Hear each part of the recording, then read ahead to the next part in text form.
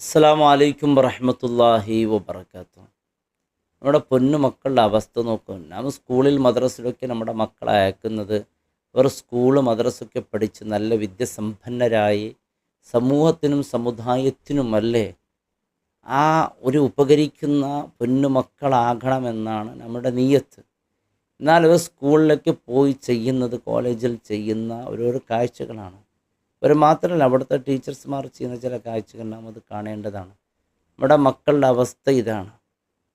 നമുക്ക് പൊന്നുപോലെ വിചാരിക്കുകയാണ് അവരെ പോയി അവിടെ പഠിക്കുകയാണെന്ന്. ഇവരുടെ തലയിലേക്ക് പഠനം കയറുമോ? ഇത്തരത്തിലുള്ള ചിന്താഗതിയുമായി സ്കൂളിലെത്തുന്ന മക്കൾക്ക് നോക്കൂ, ഈ മക്കളുടെ ഓരോ കളികളും. എൻ്റെ പ്രിയപ്പെട്ടവരെ, നമ്മുടെ മക്കളെ നാം പൊന്നുമക്കളെന്ന് വിചാരിക്കും. ഇപ്പോൾ ക്യാമറയിൽ പതിഞ്ഞ ചില ദൃശ്യങ്ങളാണ് നമുക്ക് കാണാൻ സാധിക്കുന്നത്. ഇങ്ങനെ പതിയാതെ നമ്മുടെ മക്കൾ എന്തൊക്കെ ചെയ്യുന്നുണ്ടെന്ന് നാം ചെറുപ്രായത്തിലേക്ക് സ്കൂൾ മദ്രസയൊക്കെ പഠിക്കുന്ന സമയത്ത് എത്രയായ അച്ചടക്കമായിരുന്നു ആ സ്കൂളിലെ അവിടുത്തെ അധ്യാപകന്മാർ അധ്യാപികകളുമൊക്കെ നമ്മോട് സംസാരിക്കുന്ന രീതി എന്തൊക്കെ അച്ചടക്കമായിരുന്നു. ഇന്ന് സ്കൂളിൽ അവിടുത്തെ അധ്യാപകന്മാരും റീൽസ് എടുക്കുന്ന തിരക്കിലാണ്. പിന്നെ മക്കൾ എങ്ങനെ അവരെ ഭയപ്പെടുക? അവരുടെ ബർത്ത്ഡേ ആഘോഷങ്ങളൊക്കെ വലിയ അത്ഭുതകരമായിട്ടാണ് അവിടെ സ്കൂളിലൊക്കെ ആഘോഷിക്കുന്നത്. അതിങ്ങനെ കണ്ട് അവർ രസിക്കുകയാണ്. ആ മക്കൾ പിന്നെ അധ്യാപകന്മാരുടെ മുമ്പിൽ വെച്ച് തന്നെ ഇത്തരത്തിലുള്ള ദൃശ്യങ്ങൾ ചെയ്യുന്നതിൽ എന്ത് അത്ഭുതമാണുള്ളത്? ഇതൊക്കെ കണ്ട് ഏഹ്, ഒരു വലിയ കാര്യമായിട്ടൊന്നും കാണുന്നില്ല. അതൊരു നിസ്സാരമായിട്ടാണ് കാണുന്നത്. ഇത് വലിയ അപകടത്തിലേക്ക് എത്തും. കാരണം ഈ മക്കളൊക്കെ സ്കൂളിൽ പോയി അവിടെ ഇവർ സ്കൂളിൽ പോയി കൃത്യമായി പുസ്തകമൊന്നും പഠിച്ചില്ലെങ്കിൽ എങ്ങനെയാണ് വിവാഹം കഴിക്കേണ്ടത്, എങ്ങനെയാണ് സന്തോഷത്തിൽ ഇതൊക്കെ നന്നായി പഠിച്ചവരാണ്. സ്കൂൾ ബാഗിൽ പുസ്തകമില്ലെങ്കിലും മറ്റു കാര്യങ്ങളൊക്കെ ഉണ്ട്. വിവാഹം ആഘോഷത്തിന് വേണ്ടിയ ആ സിന്ദൂറും പലതും അവരുടെ ആ ബാഗിലൊക്കെ കാണുന്നുണ്ട്. എത്ര കാഴ്ചകളാണ് ചില സ്കൂൾ മദ്രസയിൽ നിന്ന് കേൾക്കുന്ന വിഷയങ്ങളൊക്കെ. വലിയ ഇസ്ലാമികമായി അറിയപ്പെടുന്ന സ്കൂൾ ബാഗിൽ തന്നെ ഒരുപാട് ഗുളികകളും അതുപോലെ ഏഹ്, ഗർഭനിരോധകമായുള്ള പല വസ്തുക്കളും മുസ്ലിം പെൺകുട്ടികളുടെ ബാഗിൽ നിന്ന് പിടിക്കപ്പെട്ടതായി അവിടുത്തെ സ്കൂൾ മാനേജ്മെൻറ്റൊക്കെ പറഞ്ഞു. ഇത് വെള്ളിയാഴ്ച പ്രഭാഷണത്തിലൊക്കെ പറയണമെന്ന് പറഞ്ഞ ഒരുപാട് സ്കൂളുകൾക്ക് നമ്മുടെ തൊട്ടടുത്ത് നാം ഏറ്റവും കൂടുതൽ ഒന്നും അവിടെ സംഭവിക്കില്ല. അത്രയും അവിടെ കൃത്യമായ അവിടെ അവർക്ക് കാര്യങ്ങളൊക്കെ പരിപാലിക്കുന്നു എന്ന് വിചാരിക്കുന്ന സ്കൂളുകളുടെ അവസ്ഥ അങ്ങനെയാണ്. മറ്റുള്ള അവസ്ഥ എങ്ങനെയായിരിക്കും? നമ്മുടെ മക്കൾ ഇത്തരത്തിലുള്ള കാഴ്ചകൾ, എൻ്റെ പ്രിയപ്പെട്ടവരെ, ഇത് നമ്മുടെ മക്കളിൽ വളരെ അപകടമാണ് ഉണ്ടാക്കുന്നത്. ചെറുപ്രായത്തിൽ അവർ ആ പഠിക്കുന്ന കാലത്തൊക്കെ ഇസ്ലാമിലൊക്കെ പറയുന്ന ഖബറിനെ പോലും ചിന്തിക്കൽ വലിയ സുന്നത്തുള്ള കാര്യം. പഠിക്കുന്ന കാലത്ത് അതൊന്നും പാടില്ല എന്നാണ്.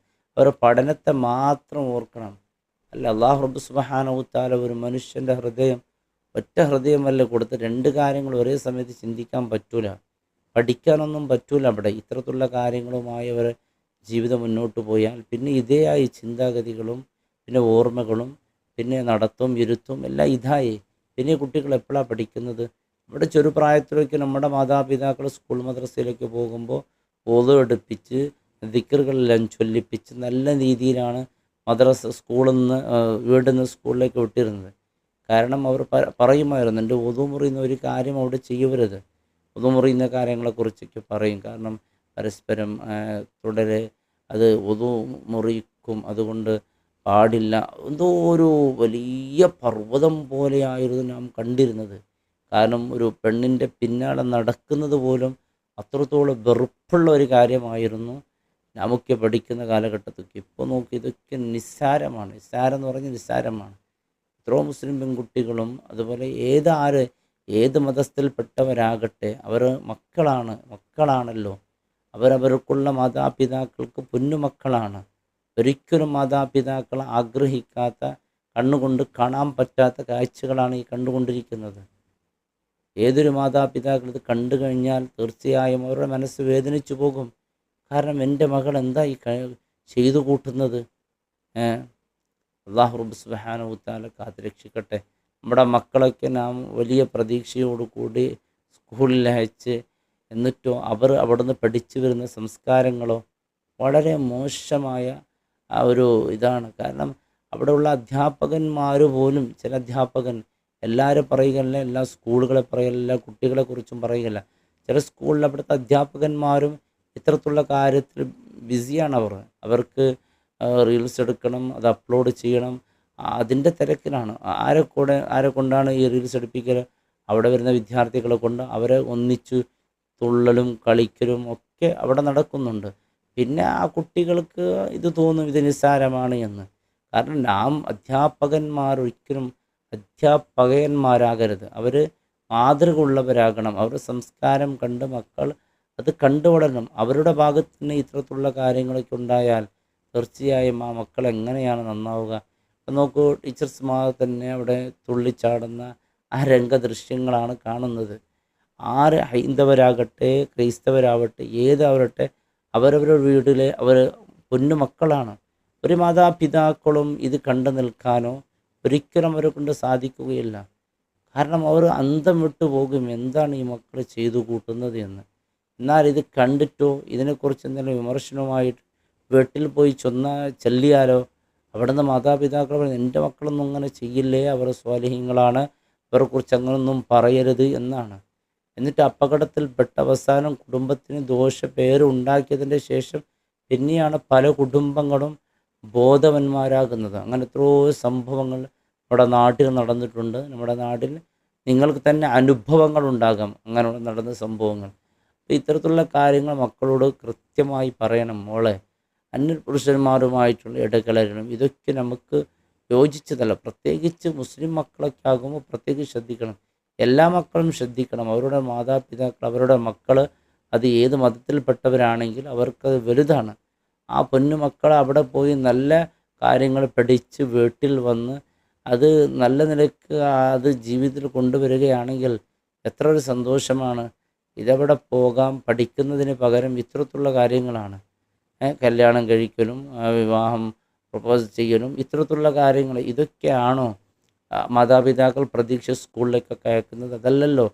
അവരുടെ മനസ്സിലുള്ള ചിന്താഗതികൾ വീട്ടിൽ നിന്ന് പോയ മക്കൾ വീട്ടിലേക്ക് തിരിച്ചു വരുന്നത് വരെ അവരുടെ മനസ്സിങ്ങനെ പിടഞ്ഞുകൊണ്ടിരിക്കും. എൻ്റെ മകൾ എന്ത് ചെയ്യുന്നുണ്ടാവും, എൻ്റെ മകൾ ഈ നിമിഷം എന്ത് ചെയ്യുന്നുണ്ടാവും, ആരെ കൂടെയാണ് കൂട്ടുകൂടുന്നത്, എന്താണ് ഇങ്ങനെ ചിന്തിച്ചു കൊണ്ടിരിക്കുകയാണ്. പക്ഷേ ഈ മക്കൾ ഇവിടെ സ്കൂളിൽ എത്തിയാൽ പിന്നെ വേറെ ലെവലാണ്. അവരെ പിന്നെ പിടിച്ചാൽ പിടികിട്ടാത്തൊരവസ്ഥയിലേക്കാണ് ആ മക്കളൊക്കെ എത്തുന്നത്. അപ്പോൾ നമ്മുടെ സ്കൂളുകളിൽ അധ്യാപകന്മാർ, അവിടുത്തെ രക്ഷിതാക്കൾ ഇത്തരത്തിലുള്ള കാര്യങ്ങൾ ഒരിക്കലും മൻറാ മുൻകറം ഫല്യുഗയ്യിർ ബിയദിഹി, തിന്മ കാണുമ്പോൾ അത് കൈകൊണ്ട് തടയണം.